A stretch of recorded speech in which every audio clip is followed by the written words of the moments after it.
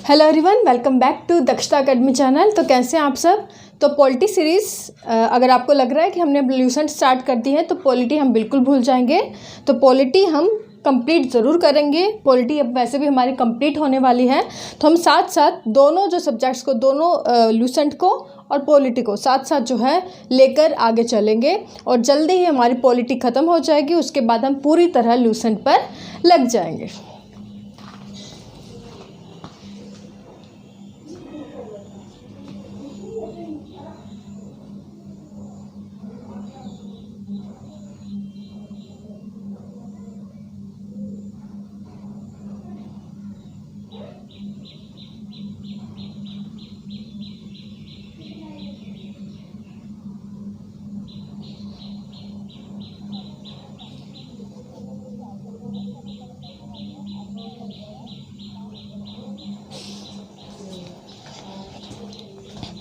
Hello everyone, welcome back to Dakshata academy channel. तो कैसे हैं आप सब। तो पॉलिटी में अब हमारा जो सिलेबस है थोड़ा ही रह गया है, तो हम इसे कंप्लीट करेंगे। उसके बाद ही हम जो है आगे बढ़ेंगे। मतलब लूसेंट जीके स्टार्ट करने का ये मतलब बिल्कुल नहीं है कि हम पॉलिटी हमारा जो बीच में ही छोड़ देंगे। दोनों को साथ लेकर चलेंगे। कभी लूसेंट जीके डाल दी तो कभी पॉलिटी डाल दी, लेकिन हमारा जो पॉलिटी सब्जेक्ट है वो जल्दी ही कंप्लीट हो जाएगा। उसके बाद हम पूरी तरह फोकस्ड हो जाएंगे लूसेंट जीके पर। और एक और चीज़, अभी हमने एक नया इनिशिएटिव स्टार्ट किया है। आपने देखा होगा कम्युनिटी में डेली क्वेश्चंस अपलोड हो रहे हैं। कल भी किया था अपलोड मैंने, और आज भी क्वेश्चन डाले हैं, मल्टीपल चॉइस क्वेश्चन। आप वहाँ जाकर आंसर ज़रूर दें। ओके, तो स्टार्ट करते हैं। आज का जो हमारा टॉपिक है वो है राज्यसभा आपका, जिसे इंग्लिश में हम कहते हैं the council of states. Lok Sabha के बारे में हमने पहले कवर कर लिया है। तो स्टार्ट करते हैं। राज्यसभा में जितना भी कंटेंट है, जो भी हमारे लिए ज़रूरी है, वो हम आज की वीडियो में कवर कर लेंगे। सबसे पहले हम देखेंगे कि राज्यसभा का जो गठन है वो कैसे होता है। मतलब राज्यसभा में कितने सदस्य हैं, composition of the council of states, है ना। उससे पहले अगर आप इसे इंग्लैंड से कंपेयर करना चाहें तो इंग्लैंड के जो सदन है आपका हाउस ऑफ द लॉर्ड्स, उससे आपका ये इसका जो ढांचा है काफ़ी मिलता जुलता है। और इसीलिए जो राज्यसभा को हम क्या कहते हैं, उच्च सदन भी कहते हैं, उच्च सदन कहा जाता है। लेकिन याद रखिए, संविधान में निम्न सदन या उच्च सदन जैसे कोई शब्द जो है वो यूज़ नहीं किए गए हैं।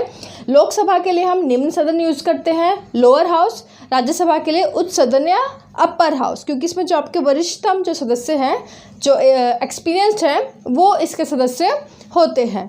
दूसरी चीज़, लोकसभा को हम इंग्लैंड की कौन सी सभा से कंपेयर करते हैं, हाउस ऑफ द कॉमन्स। जबकि राज्यसभा को हाउस ऑफ द लॉर्ड्स से के जैसी इनकी संरचना थोड़ी मिलती जुलती है। अब आता है हमारा फर्स्ट पॉइंट कि राज्यसभा के जो गठन है वो कैसे होता है, composition of the council of states. तो इसमें बताया गया है आर्टिकल 80 में। तो आर्टिकल 80 में बताया गया है कि जो राज्यसभा के टोटल जो सदस्य होंगे, मेंबर्स होंगे, वो कितने होंगे आपके, वो होंगे 250। और ये जो 250 सदस्य है, ज़रूरी नहीं है कि 250 ही हो। मैक्सिमम आपको सदस्य संख्या बता दी गई है संविधान के माध्यम से कि आर्टिकल 80 में कि 250 जो सदस्य हैं वो मैक्सिमम होने चाहिए। इससे कम बेशक हो, लेकिन इससे ज़्यादा बिल्कुल नहीं होने चाहिए। अभी हाल फिलहाल की बात करें तो अभी शायद 245 है ना। और इन 250 में से जो 12 सदस्य ऐसे हैं जो कि राष्ट्रपति के द्वारा जो है नॉमिनेट किए जाते हैं, नामांकित किए जाते हैं आपके 4 फील्ड में से। और वे 4 फील्ड जो है वो कौन कौन सी हैं, वे है आपकी साहित्य, लिटरेचर, कला, आर्ट्स, उसके अलावा है आपका विज्ञान,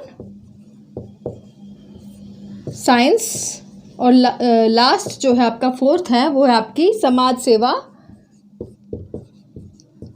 या सोशल सर्विसेज।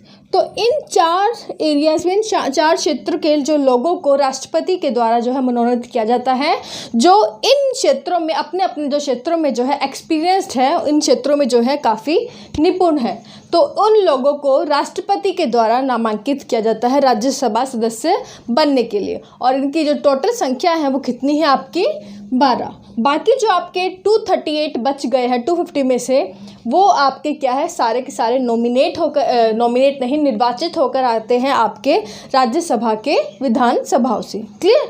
तो ये है आपका पहला जो पार्ट था आज की वीडियो का कि राज्यसभा के सदस्यों के बारे में क्या है, इनका गठन कैसे होता है और इसके कौन से आर्टिकल में इसके बारे में बताया गया है। उसके बाद कि जो इलेक्शन है आपका राज्यसभा सदस्यों का वो कैसे होता है, यानी कि चुनाव प्रणाली क्या है राज्यसभा के सदस्यों को चुनने के लिए, method of election of the council of states, है ना। तो ये हम इसमें पढ़ते हैं। तो जो हमने, अगर आपने मेरी राष्ट्रपति की वीडियो देखी है तो यहाँ पर आपको बहुत हेल्पफुल होगी। राष्ट्रपति की वीडियो नहीं भी देखी है तो अभी आपको देखनी ज़रूरी हो जाएगी अगर आप राज्यसभा जो है टॉपिक पूरा करना चाहते हैं। तो राज्यसभा में सदस्यों के चुनाव के लिए सेम वही मेथड यूज़ होता है जो आपके राष्ट्रपति के चुनाव के लिए होता है। वहाँ भी हमने देखा था कि आनुपातिक प्रतिनिधित्व की प्रणाली, यानी कि इंग्लिश में हम इसे क्या बोलते हैं, प्रोपोर्शनल रिप्रेजेंटेटिव सिस्टम। तो इसके माध्यम से जो है आपके जो राज्यसभा के सदस्य हैं इस प्रणाली के माध्यम से राज्य की विधानसभाओं से चुने जाते हैं। और ये क्या है, कैसे ये सिस्टम काम करती है, इसके लिए पूरा आप राष्ट्रपति चुनाव देख लीजिए। मैंने उसमें पूरा डिटेल में आपको 30 मिनट की वीडियो में मैंने आपको बताया है, तो वो आपका दोबारा रिपीट करने का इसका कोई मतलब नहीं बनता, वहाँ जाकर देख लें। तो राज्य की विधानसभाओं से जो आपके सदस्य चुने जाते हैं राज्यसभा के लिए, वो आनुपातिक प्रतिनिधित्व प्रणाली से चुने जाते हैं। इसके माध्यम से जो आपका सिंगल ट्रांसफरेबल वोट है, यानी कि आपके जो है सिंगल ट्रांसफरेबल वोट को हम हिंदी में क्या कहते हैं, एकल संक्रमणीय मत के आधार पर जो है वोटिंग होती है, यानी कि सदस्य को चुना जाता है। क्लियर? और एक और चीज़ यहाँ पर, जो राज्यसभा के सदस्य चुने जाते हैं ये सारे जो आपके राज्यों से चुने जाते हैं, मतलब सभी राज्यों से आपके अपने अपने राज्यों को राज्यसभा सदस्य जो है अपना राज्यसभा में अपना क्या करेंगे, उनका प्रतिनिधित्व करते हैं, उनके बारे में अपनी जो बातें हैं वो वहाँ पर रखते हैं। और अगर आप यूटीज़ की बात करें, संघ शासित प्रदेशों की बात करें, तो सभी संघ शासित प्रदेशों में लोकसभा नहीं, राज्यसभा सदस्य वहाँ नहीं है। क्यों? केवल आपकी 2 यूटीज़ हैं, कौन कौन सी, दिल्ली और पुडुचेरी, और यहीं पर आपकी राज्य विधानसभाएं भी हैं। तो सभी यूटीज़ या संघ शासित प्रदेशों में विधानसभा भी नहीं है, केवल दिल्ली और पुडुचेरी में ही है। और इसी तरह दिल्ली और पुडुचेरी से ही आपके केवल राज्यसभा सदस्य चुने जाते हैं। आपके बाकी यूटीज़ को कोई राज्यसभा सदस्य जो है वो मिले नहीं होते हैं, यानी कि वहाँ से कोई जो राज्यसभा सदस्य चुनकर राज्यसभा में नहीं आता है। और इसके बारे में बताया गया है आपके कौन से अधिनियम में, representation of peoples act 1951, representation of people act 1951, और इसे हिंदी में हम क्या कहते हैं, जन लोक प्रतिनिधित्व अधिनियम 1951 में बताया गया है कि ये इनके गठन के बारे में, कि इनकी चुनाव प्रणाली कैसे होगी, किस राज्य से कितने सदस्य आते हैं, ये सब जो है इसमें बताया गया है। और किस राज्य को कितनी राज्यसभा सदस्य की जो सीटें मिली है, ये सब आपके बताया गया है आपकी कौन सी अनुसूची में, संविधान की 4th अनुसूची में, 4th शेड्यूल में बताया गया है। क्लियर? तो ये 2 पॉइंट हमारे अभी तक क्लियर हो गए कि कैसे चुनाव प्रणाली होती है। उसके लिए आप राष्ट्रपति के चुनाव के लिए आपको हेल्पफुल होगा। अगर आपने वहाँ अच्छे से समझा था तो यहाँ पर आपको कोई दिक्कत नहीं होगी। नहीं देखा है तो दोबारा देख लीजिए। और गठन के बारे में भी हमने देख लिया। उसके बाद है 3rd पॉइंट कि कंडीशन ऑफ रेसिडेंस, यानी कि जो राज्यसभा सदस्य चुने जाते हैं उनके निवास की शर्तें क्या होगी।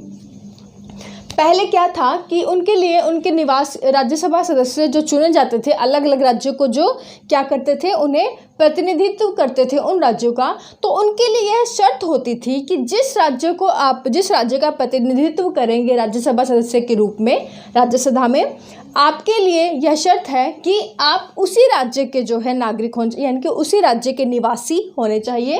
पहली बात आपका रेसिडेंसी की शर्त ये होगी। और दूसरा, आपका जो वहाँ की जो मतदान लिस्ट है उसमें भी आपका नाम जो है होना चाहिए। और ये एक तरह से ज़रूरी भी था अगर हम देखें तो, क्योंकि ज़रूरी है कि अगर आप किसी राज्य को जो है डोमिनेट कर रहे हैं, उसका प्रतिनिधित्व कर रहे हैं राज्यसभा में, तो आपको ज़रूरी है कि आप वहीं के हो, ताकि आपको उस राज्य की छोटी छोटी चीज़ें, सभी चीज़ें जो है आपको अच्छे से पता हो। और इसके बारे में आपका वही जन लोक प्रतिनिधित्व अधिनियम रिप्रेजेंटेशन ऑफ पीपल एक्ट 1951 में बताया गया है। लेकिन बाद में जाके आपके संविधान के इसमें संशोधन किया गया 2003 में जाकर जो यह निवास संबंधी शर्त थी राज्यसभा सदस्य बनने के लिए, ये हटा दी गई। यानी कि अब कह दिया गया कि अब आपके लिए ये जो ज़रूरी नहीं है कि किसी राज्य से अगर राज्यसभा सदस्य के लिए उसे चुना जाता है तो उसके लिए ज़रूरी नहीं होगा कि वो वहीं का जो है उसी राज्य का जो है निवासी हो। क्लियर? तो ये जो शर्त थी अब वो भी हटा दी गई है राज्यसभा का सदस्य बनने के लिए। तो ठीक है, आपने शर्त हटा दी है, लेकिन अब हमें बता तो दीजिए कि राज्यसभा का सदस्य बनने के लिए अब क्या क्या आवश्यकताएं हैं, क्या क्या योग्यताएं होनी जरूरी है। तो नेक्स्ट पॉइंट में हम यही पढ़ेंगे कि राज्यसभा का सदस्य बनने के लिए, मेंबरशिप के लिए क्या क्या शर्तें जरूरी हैं। पहला पॉइंट तो वही सेम जो हम बाकियों के लिए देखते हैं कि वो भारत का नागरिक होना चाहिए, इंडियन सिटीजन होना चाहिए। उसकी जो एज है 30 साल से कम नहीं होनी चाहिए, यानी कि या फिर 30 साल का वो हो चुका हो या फिर 30 साल से उसकी ज़्यादा की उम्र होनी चाहिए। तो ये उसकी दूसरी शर्त है। तीसरा, वो किसी लाभ के पद पर नहीं होना चाहिए, ऑफिस ऑफ द प्रॉफिट जिसे हम कहते हैं इंग्लिश में, वो नहीं होना चाहिए। मतलब किसी केंद्र सरकार या राज्य सरकार के अंतर्गत वो कोई नौकरी ना करता हो। लेकिन इसके अंतर्गत आप यह नहीं कह सकते कि वो किसी संघ में या फिर किसी राज्य के अंतर्गत आपका कोई मंत्री भी नहीं हो सकता।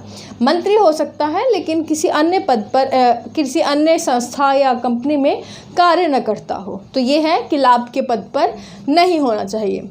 इसके अलावा एक चौथी शर्त है, वो मानसिक रूप से जो मेंटली तौर पर जो है उसे कोई प्रॉब्लम नहीं होनी चाहिए, मानसिक रूप से वो विकृत नहीं होना चाहिए। और आगे भी फिफ्थ उसमें यह ऐड कर दिया गया कि संसद के द्वारा आगे भी अगर कोई प्रावधान जोड़े जाते हैं राज्यसभा के सदस्य बनने के लिए, तो उसे वो जो प्रावधान किए जाएंगे उसमें भी जो है निपुण होना ज़रूरी है, यानी कि उसके अकॉर्डिंग भी उसे एलिजिबल होना चाहिए। लेकिन मान लीजिए कि अगर राज्यसभा का सदस्य बनने के लिए जो एलिजिबिलिटी है ये इन कंडीशंस में कोई प्रॉब्लम आ गई हो, किसी सदस्यता को वो शक के घेरे में आ गई हो, तो उसके बारे में निर्णय कौन ले करेगा कि वो अब एलिजिबल है राज्यसभा सदस्य बनने के लिए या नहीं। तो इसका जो निर्धारण करता है, याद रखिए, वो करता है आपके प्रेसिडेंट यानी कि राष्ट्रपति। तो राष्ट्रपति जो आपका चुनाव इलेक्शन जो आपकी प्रणाली है, मतलब जो हमारे चुनाव करवाती है, तो उनसे सलाह करती है और उनकी सलाह के आधार पर जो राष्ट्रपति तय करेंगे कि उनकी सदस्यता जो जिसके आधार पर उन्हें राज्यसभा सदस्य चुना गया है वो सही है या नहीं, यानी कि उनकी एलिजिबिलिटी के बारे में अंत में प्रेसिडेंट बताते हैं आपके इलेक्शन कमीशन की सिफारिश पर। जिस हिसाब से वो सलाह देंगे उसके आधार पर प्रेसिडेंट जो है यह तय करेंगे कि उनका जो चुनाव सही ढंग से हुआ है या नहीं हुआ है, वो एलिजिबल है राज्यसभा सदस्य बनने के लिए या नहीं। उसके बाद है कि राज्यसभा सदस्यों का कार्यकाल कितना होगा, टर्म कितना होगा। तो लोकसभा की बात करें तो लोकसभा के सदस्यों का कार्यकाल कितना था, 5 साल का था। उसी तरह राज्यसभा की बात करें तो आपकी ऐसा सदन है जो हमेशा स्थायी रहता है, मतलब एक परमानेंट सदन है। लेकिन इसका मतलब ये नहीं है कि ये जो इसके सदस्य होंगे इनका कार्यकाल चिरकाल तक होगा, यानी कि कभी हटाए ही नहीं जा सकेंगे, यानी कि ये हमेशा अपने राज्यसभा के सदस्य बने रहेंगे, ऐसा भी नहीं होता। स्थायी सदन कहलाने का मतलब है कि जो आपके राज्यसभा के जो सदस्य होंगे इनका वैसे तो कार्यकाल कितना होता है, आपका 6 साल तक का होता है। तो ये मैं मिटा रही हूँ। तो वैसे तो इनका कार्यकाल जो है 6 साल तक का होता है, और हर जैसे कि आज कोई राज्यसभा का सदस्य बना है तो 6 साल बाद वो जो है वहाँ से सेवा मुक्त हो जाएगा राज्यसभा सदस्य के रूप में से, तो वो हट जाएगा 6 साल बाद। लेकिन स्थायी फिर कैसे रहा? स्थायी इस तरह से रहा कि हर 2 साल बाद क्या होता है, राज्यसभा से हर 2 साल बाद इसकी टोटल सदस्य संख्या में से 1/3 सदस्य जो हैं वो पदमुक्त हो जाते हैं। तो 1/3 हट गए हैं और साथ ही जितने आपके पदमुक्त हुए हैं उतने ही सदस्य जो है दोबारा से राज्यसभा सदस्य के रूप में चुन लिए जाते हैं।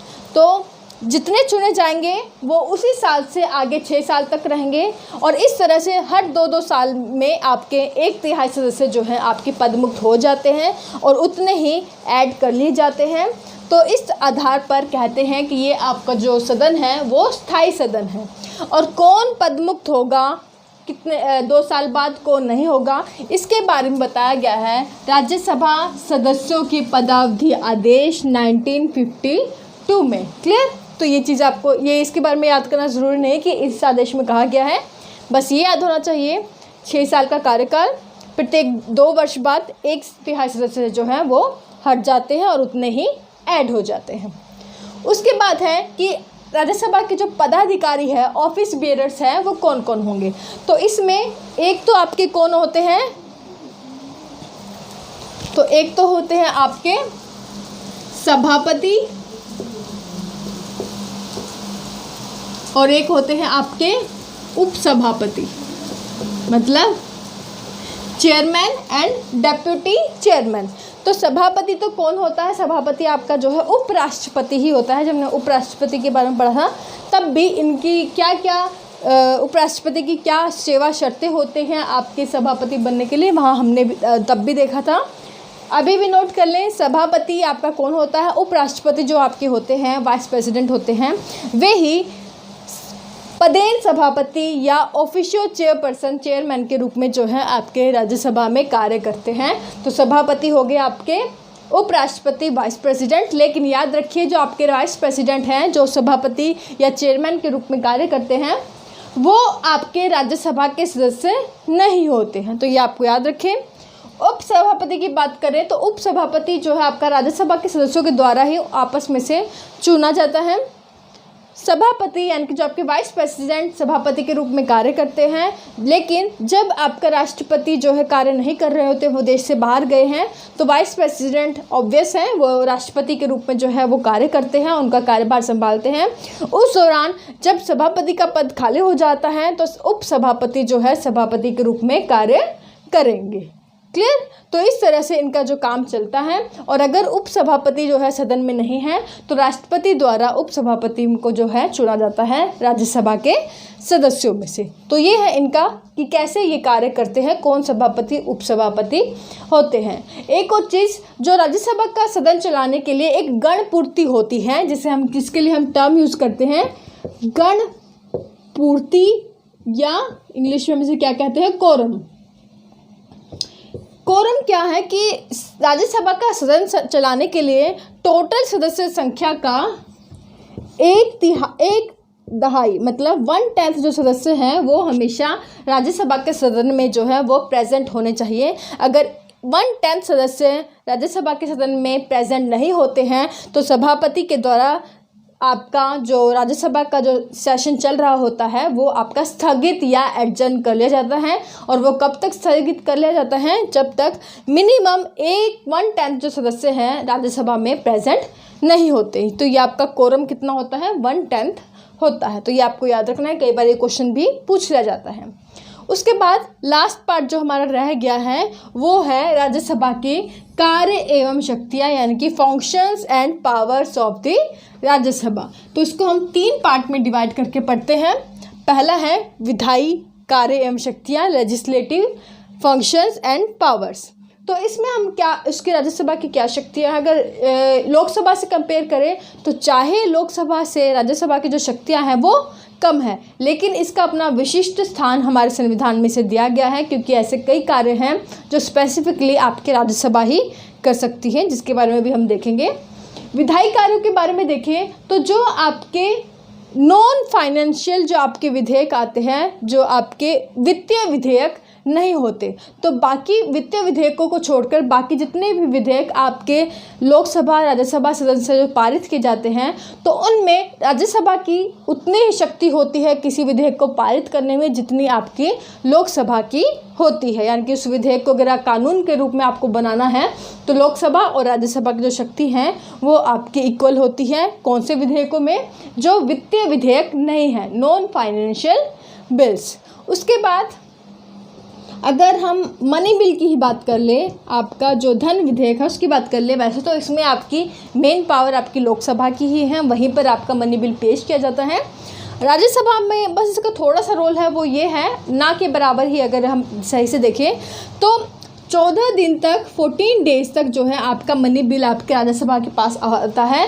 14 दिन के अंदर अगर इन्होंने कोई सिफारिश दे दी है, कोई सुधार करने के लिए उसकी सलाह दी है लोकसभा को कि आप ये जो इसमें ऐड कर सकते हैं, इस मनी बिल में ये हटा सकते हैं, ये ऐड कर सकते हैं, तो सलाह दे सकती है। लेकिन वो भी आपका टाइम कितना होता है? 14 डेज़ के अंदर। अगर 14 डेज़ के अंदर उन्होंने जो है आपको कोई सलाह नहीं दी है तो यह मान लिया जाता है कि राज्यसभा से वह जो मनी बिल है वो पास हो गया है। केवल 14 डेज़ तक ही राज्यसभा के पास यह बिल रहता है। उसके अलावा अगर आप संविधान संशोधन अधिनियम देखें, संविधान संशोधन बिल देखें, कॉन्स्टिट्यूशन अमेंडमेंट जो आपके होते हैं उसमें देखें, तो संविधान में अगर कोई संशोधन करना है तो उसमें भी आपका जो लोकसभा और राज्यसभा है दोनों की ही बराबर शक्तियां होती हैं। आप संविधान संशोधन करना है तो आप ये नहीं कह सकते कि लोकसभा की ज़्यादा शक्तियां हैं और राज्यसभा की कम है। तो इनमें भी इक्वल शक्तियां हैं। ऐसे विधेयक जो वित्तीय विधेयक नहीं हैं उनमें भी दोनों की इक्वल शक्ति है। मनी बिल में बेशक थोड़ी ज़्यादा है लोकसभा की, लेकिन 14 दिन के लिए इनके पास भी मनी बिल आता है। अगर ये सलाह देते हैं तो ठीक है, नहीं देते हैं तो ठीक है, वो लोकसभा की मर्जी है कि वो उस सलाह को माने या ना माने। और अगर 14 दिन में पारित नहीं किया है तो वो पारित किया हुआ मान लेते हैं। तो ये थी विधायी शक्तियाँ राज्यसभा की। उसके बाद है विशिष्ट शक्तियाँ। तो स्पेशल पावर कई बार पूछी जाती है, याद रखें। आर्टिकल 249 और 312 में इनकी स्पेशल पावर्स के बारे में बताया गया है। आर्टिकल 249 में कहा गया है कि जो राज्यसभा के सदस्य हैं वो अपने प्रेजेंट एंड वोटिंग, यानी कि जो उस समय राज्यसभा में जो सदस्य आपके मौजूद हैं, प्रेजेंट हैं और जो वोट कर रहे हैं, उनके बहुमत से आप क्या कर सकते हैं? जो आपका स्टेट लिस्ट है, राज्य सूची है। राज्य सूची कौन सी सूची होती है? जिन पर जो स्टेट लिस्ट में ऐसे विषय आते हैं, ऐसे टॉपिक आते हैं जिन पर कानून बनाने का अधिकार जो है आपका केवल और केवल किसका है? आपका राज्यों का होता है। लेकिन अगर राज्यसभा चाहें तो आर्टिकल 249 के अकॉर्डिंग अपने उन सदस्यों से, यानी कि जो सदस्य प्रेजेंट हैं और जो वोट कर रहे हैं, उन सदस्य संख्याओं के बहुमत से स्टेट लिस्ट को राष्ट्रीय महत्व का घोषित कर सकती है, यानी कि नेशनल इम्पोर्टेंस का घोषित कर सकती है। और जब उन्होंने ये राष्ट्रीय महत्व का कोई जो टॉपिक है स्टेट लिस्ट में से वो घोषित कर दिया, तो उस टॉपिक पर जो कानून बनाने का अधिकार किसको मिल जाता है? आपकी संसद को, पार्लियामेंट को मिल जाता है। वरना वो अधिकार किसको होता है? केवल राज्यों को होता है। पार्लियामेंट को तभी मिलता है जब राज्यसभा 249 के अकॉर्डिंग अपने प्रेजेंट और वोटिंग के माध्यम से जो प्रेजेंट एंड वोटिंग जो सदस्य हैं उनके बहुमत से अगर यह निष्ठा कर ले कि हमने किसी स्टेट लिस्ट के टॉपिक को राष्ट्रीय महत्व का बनाना है, तो अब उस टॉपिक पर जो संसद को अधिकार मिल जाता है कि वो उस पर कानून बना सकते हैं। क्लियर? तो ये आपकी स्पेशल पावर जो है राज्यसभा को दी गई है। उसके बाद है आर्टिकल 312 में है कि जो आपकी राज्यसभा है, तो राज्यसभा के वो सदस्य जो प्रेजेंट हैं और वोट कर रहे हैं, उनके बहुमत से कोई नई अखिल भारतीय सेवा या ऑल इंडिया सर्विसेज को बनाने का अधिकार आपके संसद को वो दे सकती है। तो यहाँ पर भी संसद को अधिकार दे सकती है कि नई आप कोई अखिल भारतीय सेवा बना सकते हैं आर्टिकल 312 के तहत। और आर्टिकल 249 के तहत उसने क्या किया था? संसद को कानून बनाने का अधिकार दे दिया था। किस टॉपिक पर? जो कि स्टेट लिस्ट में आता है, लेकिन अब क्योंकि उसके द्वारा आर्टिकल 249 के तहत राष्ट्रीय महत्व का वो टॉपिक बन गया है, तो अब उसे संसद को यह अधिकार मिल जाता है कि वो उस टॉपिक पर जो है कोई कानून बना सके। तो ये आपकी स्पेशल पावर है राज्यसभा की। उसके बाद है, अगर अदर्स देखें, अन्य शक्तियाँ देखें हम राज्यसभा की, तो अन्य शक्तियों में आप देखते हैं कि अगर आपका इमरजेंसी आपातकाल लगा हुआ है तो इमरजेंसी को 1 महीने से आगे बढ़ाने के लिए आपका ज़रूरी है कि लोकसभा और राज्यसभा दोनों के अनुमोदन की आवश्यकता है। तो दोनों को इक्वल राइट है कि दोनों जो है आपका अनुमोदन करें अगर आपातकाल को, इमरजेंसी को 1 महीने से ज़्यादा बढ़ाना है। इसी तरह हमने देखा कि राष्ट्रपति के निर्वाचन में जो आपका निर्वाचक मंडल होता है, इलेक्टोरल कॉलेज जो वोटिंग करेगा, उसमें भी आपके कौन शामिल होते हैं? राज्यसभा के निर्वाचित सदस्य, केवल इलेक्टेड मेंबर्स, वो भी राष्ट्रपति के चुनाव में भाग लेते हैं। दूसरी शक्ति की बात करें तो जो आपके उपराष्ट्रपति का चुनाव है, वाइस प्रेसिडेंट हैं, तो उनके चुनाव में भी राज्यसभा के सभी सदस्य जो हैं वो भाग लेते हैं। और इसके साथ ही अगर राष्ट्रपति पर महाभियोग चलाना हो तो उस दौरान भी इनके सदस्य भाग लेते हैं। या फिर जो अन्य संवैधानिक पद हैं, जैसे कि आपका जो हाई कोर्ट है, सुप्रीम कोर्ट है, तो इनके न्यायाधीश को हटाने के लिए भी राज्यसभा के जो सदस्य हैं वो हिस्सा लेते हैं। और इसके अलावा जो इनकी महत्वपूर्ण शक्ति है वो हमें कहाँ दिखती है? उपराष्ट्रपति, वाइस प्रेसिडेंट के चुनाव, वाइस प्रेसिडेंट को अगर हमें हटाना है तो उनको हटाने के लिए सबसे पहले जो प्रस्ताव लाया जाता है वो राज्यसभा में ही लाया जाता है। तो ये इनकी अन्य शक्तियाँ हैं राज्यसभा की। और इसी के साथ हमारा आज का पूरा टॉपिक जो है कंप्लीट हो जाता है, और टॉपिक था हमारा राज्यसभा। तो उम्मीद करती हूँ आपको एक एक चीज़ समझ आ गई हो, पॉइंट वाइज पूरा आपको पढ़ाने की कोशिश की है। वीडियो कहीं भी थोड़ा डाउट रह गया हो तो बिल्कुल संकोच मत करिएगा, नीचे कमेंट सेक्शन में ज़रूर पूछ लेगा। और आज के लिए बस इतना ही। वीडियो अगर थोड़ी सी भी अच्छी लगे तो प्लीज़ लाइक करें, शेयर करें अपने फ्रेंड्स के साथ। अभी तक सब्सक्राइब नहीं किया है तो सब्सक्राइब कर लें, और अच्छे से अपना ध्यान रखें। लॉकडाउन में घरों में अंदर ही रहें। अब तो वैसे आदत ही पड़ गई होगी, 3 दिनों से लॉकडाउन चल रहा है आप लोगों को। चलिए आज के लिए बस इतना ही। Thank you so much. Take care, all the best and God bless you.